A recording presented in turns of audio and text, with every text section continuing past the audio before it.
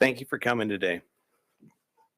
Last night, in conjunction with the Pennsylvania State Police, the Federal Bureau of Investigation, detectives arrested 28-year-old Bryan Christopher Kohberger in Albrightsville, Pennsylvania, on a warrant for murders of Ethan, Zana, Madison, and Kaylee. I want to personally thank these agencies for their assistance in this case. Kohberger resides in Pullman, Washington, and is a graduate student at Washington State University. We will provide as much information as we can about the extradition to Idaho and the criminal process. However, due to Idaho state law, we are limited in what information we can release today until Kohberger has his initial appearance in Idaho court. I want to express my appreciation to our local community, the people of Idaho, and those throughout our nation who provided information to help us investigate these murders has been very impressive. We've received over 19,000 tips, and we've conducted over 300 interviews. To recap this case, on the evening of November 12th, Kaylee and Madison arrived home at about 1:56 a.m. after visiting a local bar and street food vendor.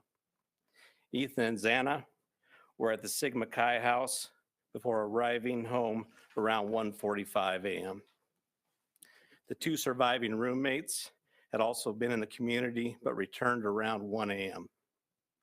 On the morning of November 13th, a 911 call was made at 11:58 a.m. reporting an unconscious person at the residence. The call came from inside the home from one of the surviving roommates' cell phones. Moscow police responded and found 2 victims on the 2nd floor and 2 victims on the 3rd floor. On November 17th, autopsies were conducted and the Latah County coroner confirmed the identity of the 4 victims. The cause and manner of death was homicide by stabbing. Some had defensive wounds, and each had been stabbed multiple times. These murders have shaken our community, and no arrest will ever bring back these young students. However, we do believe justice will be found through the criminal process. This was a very complex and extensive case. We developed a clear picture over time, and we stand assured that the work is not done, but be assured the work is not done. This has just started. Since November, we have remained laser focused on pursuing every lead in our pursuit of justice for the victims and their families. I recognize the frustration with the lack of information that's been released. However, providing any details in this criminal investigation might have tainted the upcoming criminal prosecution or alerted the suspect of our progress. We will continue to provide as much information as we can as the process moves forward. Today, I want to specifically thank our dedicated Moscow Police Department detectives, patrol officers, the Idaho State detectives, the Idaho State troopers, and their crime lab technicians and scientists, and the Federal Bureau of Investigation for the resources and personnel to conduct this massive investigation. It was the dedication of them and the persistence and the numerous hours that led to an arrest. Fortunately, these highly skilled people worked together as a cohesive team to solve this case. I also want to thank our community and the nation. Over the past 6 weeks, I've been continually reminded of how much our community cares. Locally, public support has been exceptional with kind words, food for investigators, and letters of support. You will never know how much your words of encouragement help us through these trying times. I appreciate each of you and each of your kindness. Agencies and individuals from across the nation have reached out to us to express their support to this department. I'm reminded how our Moscow community, our families, and the nation has been impacted by this daily. Finally, I do want to thank our media partners for the help. You kept this in the news, you helped us with tips, you kept things going, and we truly appreciate that. And you are the product of those 19,000 tips that we received, which is an impressive number. I would like to invite Bill Thompson, the county prosecutor, up at this time.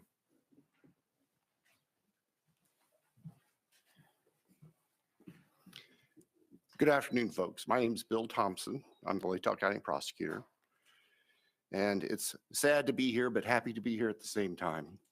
As Chief Fry indicated, a criminal complaint was filed yesterday here in Latah County, charging the defendant, Mr. Kohberger, with 4 counts of first-degree murder, in addition to felony burglary, which involves entering the residence with the intent to commit the crime of murder. Mr. Kohberger, and let me preface, there is a pending case now in court, and I and my office and the investigators have to live with the restrictions that our Supreme Court places on pretrial publicity. That said, I promise you we will share with you through the court process or otherwise whatever we are allowed to. I just appreciate your patience on that. The factual basis for the charges are summarized in what's called a probable cause affidavit that is on file with the court.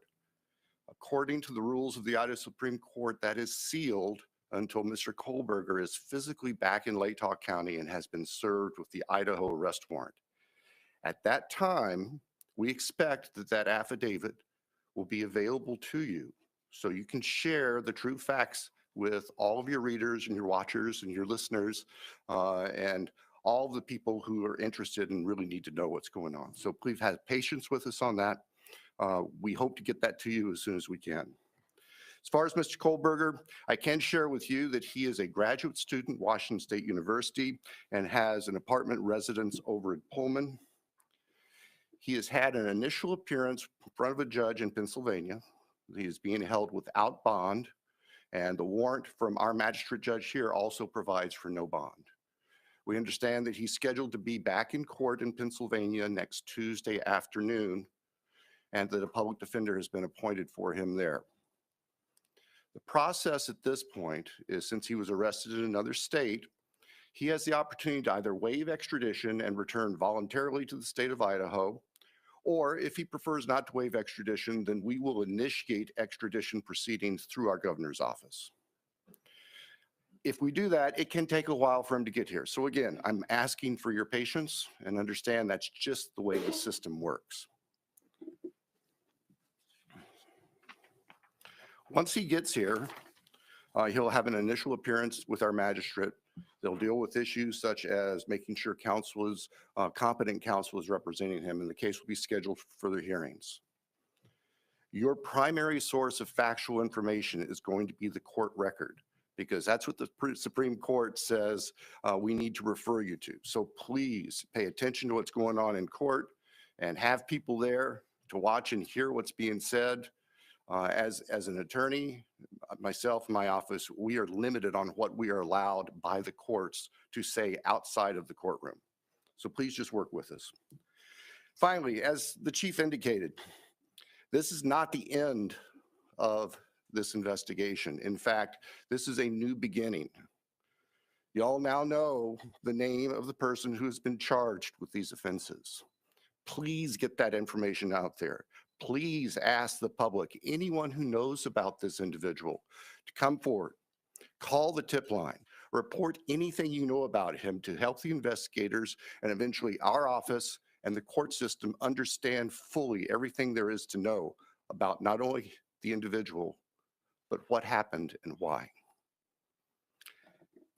Next, I'll introduce Colonel Ked Wells from the Idaho State Police. Thank you. Well, good afternoon. My name is Kedrick Wills. I serve as the director of the Idaho State Police and certainly want to express our appreciation for your attendance here today. These tragic murders took 4 young, vibrant lives from our community. Nothing we do can bring them back.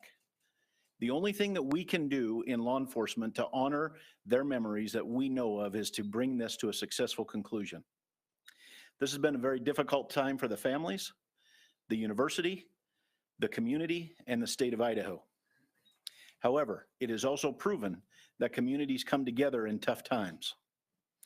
Certainly appreciate the support of the local community and our national audience that has been following us as our investigators have worked through this case.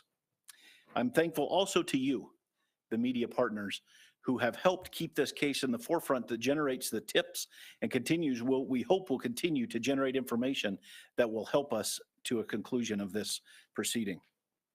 I'd like to express our appreciation on behalf of the Idaho State Police to Chief Fry, his leadership, and the entire Moscow Police Department for the way that they handled this from the very beginning. He directed the right people to the right positions that led us to this conclusion today. I've had the utmost confidence in this investigation and in Chief Fry, as well as in Mr. Bill Thompson and the Latah County Prosecutor's Office, who've been a great partner throughout this. Nothing has deterred the commitment of the investigators who've worked on this case, regardless of the organization they represent. It's been very trying and very difficult, as you know, that it has been on those investigators as they do the tedious work that they're so good at doing. The partnerships is what's led here as well. The partnerships between Moscow Police Department, I'd like to express our appreciation with the Federal Bureau of Investigation, specifically the special agent in charge out of the Salt Lake City Division, Dennis Rice, and also the work that happened in the last 24 hours in Pennsylvania with the arrest with the Pennsylvania State Police and Colonel Evanchik with the Pennsylvania State Police. We appreciate what they've done across the nation to help us as well. As Bill shared, this investigation is far from over. In fact, I appreciate what he shared, that this is not an ending, but rather a new beginning. The difference now is, as he shared, that we are dictated what information we can share by the court process and by laws in our state of Idaho. And so we will share, as he shared, Mr. Thompson is absolutely committed to share everything he can share through the court process. We've got to make sure that we don't get in front of that process. And we really deeply appreciate everybody's support here.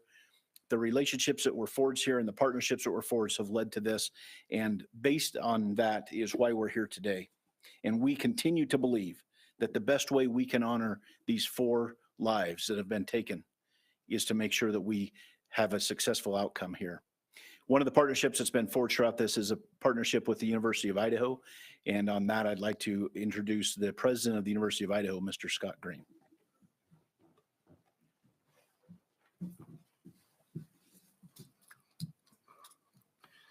Thank you. Good afternoon. Scott Green, President, University of Idaho. Today's news of arrest is a welcome one. It's relief to our university, our community, and our extended Vandal family. The outpouring of support over the past 6 weeks helped sustain us during the most trying time. It provided the strength that helped us navigate the international scrutiny visited on our students and employees. We are truly thankful for the compassion and acts of kindness shown to our community. Kindness is contagious, and it provided the light that reclaimed ground lost to evil and darkness. We first want to acknowledge and thank Governor Little for the early promise of financial support that enabled the university to secure our campus and focus on helping our students and our employees in the wake of the crimes. We also appreciate the Idaho State Police and the highly visible security presence that brought comfort and calm to a community shocked and confused by the senseless crimes. We never lost faith that this case would be solved and are grateful for the hard work of the Moscow Police Department and their law enforcement partners. Vast and committed FBI resources brought important expertise to this complex case. Across the board, dedicated, highly competent personnel worked this case to arrest. This crime has nevertheless left a mark on our university, our community, and our state. While we cannot bring back Maddie, Kaylee, Zaina, and Ethan, we can thoughtfully and purposefully carry their legacy forward in the work that we do. Our students come first, and that was proven each and every day of this investigation. We are committed to safely delivering the college town atmosphere, campus experience, and high-touch quality education for which the University of Idaho is known. With time, we will heal. We will move forward together, and we will remain Vandal strong. With that, I'd like to turn it back over to Chief Fry.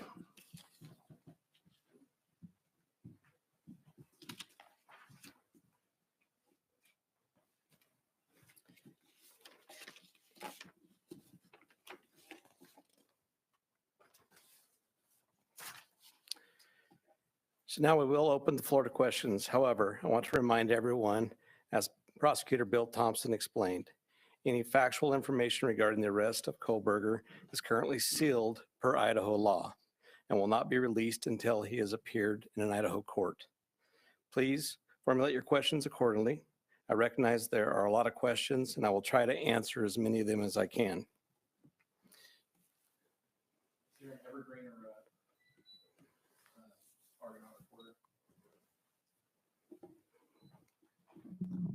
Lauren Patterson, Northwest Public Broadcasting, Spokane Public Radio. I realize the records are sealed. I guess I'm not too familiar with how it works, but can you tell us what tip, what lead, what piece of evidence really led you all the way from Idaho to the suspect in Pennsylvania? As I've said in the past, that's part of our investigation, and we won't be releasing that at this time. We will have those answers. We'll have them as soon as we can make those available to you. Then a quick follow-up and a two-parter. Is our community safe, or is law enforcement still on the search for other suspects who might be involved in this attack?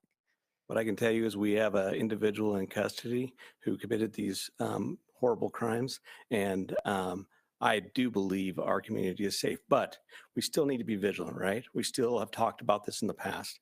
We always need to be aware of our surroundings and make sure that we're aware of what's going on.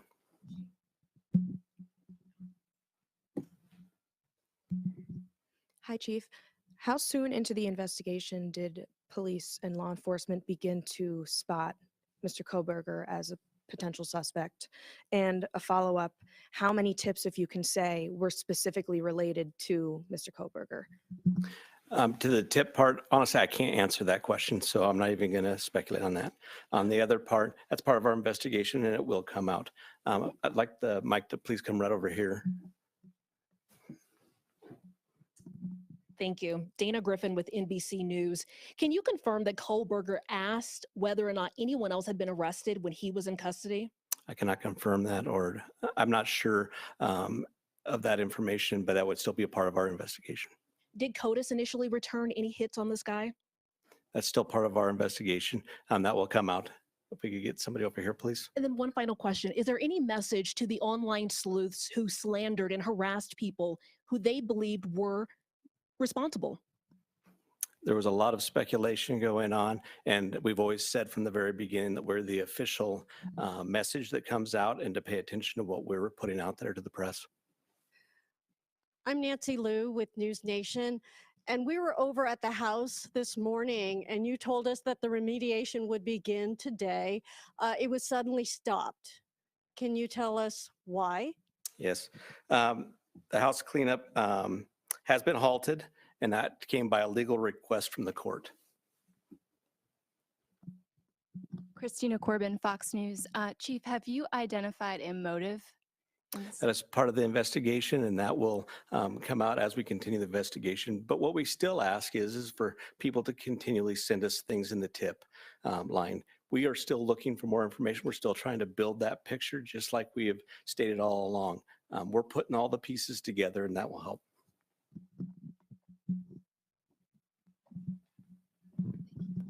Chief Veronica Miracle with CNN. Any indication that the suspect knew the victims? That's part of the investigation as well. It won't be something that will come out at this point in time, but as we continue the investigation and as this case goes to trial, that will be brought forth. Have you spoken to the families? Can you tell us what they've told you today? Are you talking the victims' families? Yeah, we have reached out to the victim's family as we always do. We've done that daily, and we've continued to have contact with them. Hey, Nate Sanford, you mentioned earlier that you're still seeking tips about Bryan and that people should still share whatever information they have. Can you speak at all about what specifically people should be reaching out for, like if they know something? I would say anything and everything. As we've said all along, we know what tips we're looking for. We will take those tips and we will have professionals look at those and decide which pieces of those we need to use for our case. So we ask that everybody would do that. Angela Palermo, Idaho Statesman. Your department and other investigators on the case took a lot of flack for keeping information close to your chest. Are you glad that you did that, and were you worried about tipping the suspect off?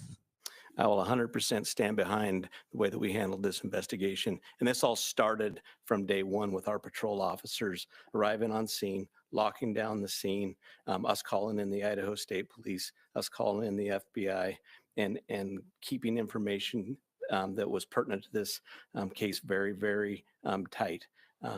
We want to have a situation where when this goes to trial, there is no doubt that we've done everything right, and we've slowed down, and we've continued to slow down. We'll continue to do that. Hey, Chief. Have you guys found the murder weapon or the Hyundai Elantra?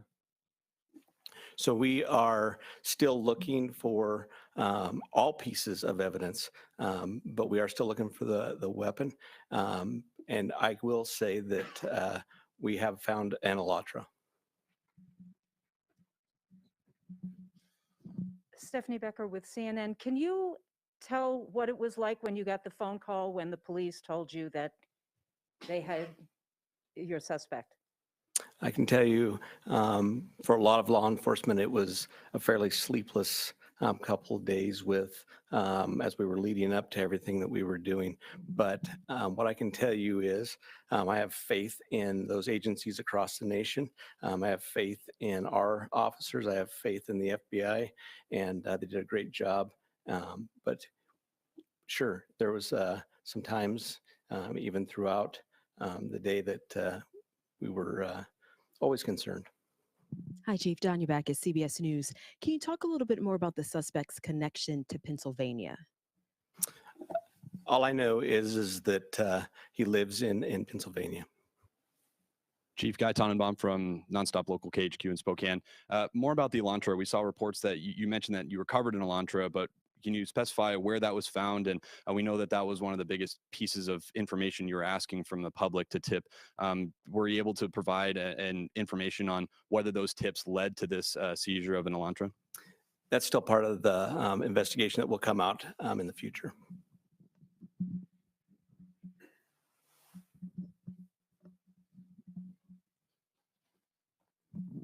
Chief Glenn Mosley, Idaho Public Radio here in Moscow. The additional police presence in town and on campus, semester's coming. Is that going to continue? You will continue to see state troopers in the area. We're talking to Latah County as well. You will see a presence of us that we're always have up on campus. We have assigned officers to that. So you will continue to see a law enforcement presence. I'm going to take 2 more questions. Hi, Chief. Julie Scott, ABC News. Can you tell us if you eventually had a license plate number to the Elantra and how you tracked it to Pullman? That's still part of the investigation that will come out.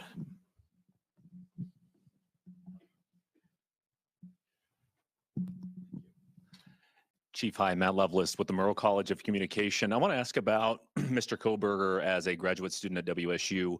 Are you aware of if he returned to campus after November 13th?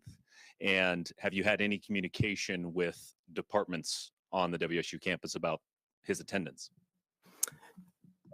So some of that is going to be followed up as we continue our investigation. We'll be asking some of those questions, but that'll come out in the near future. So what I do want to do is I want to thank you all. You really have been the national voice for us. You've given us the opportunity to get many, many tips. And I do appreciate everything you've done, and we'll continue to look forward to working with you in the future on this. So I'd like to thank you for that, and thank you for your time.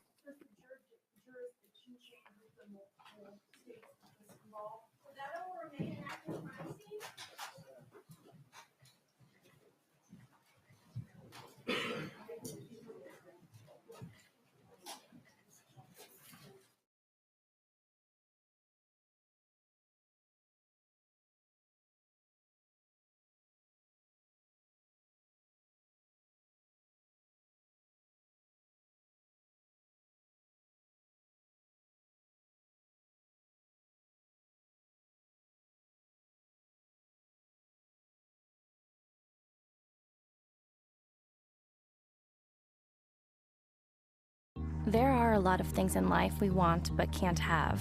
Health insurance shouldn't be one of them. Covered California is making health insurance more affordable for millions of us. Even if you've looked before, you should look again. Enroll by December 31st.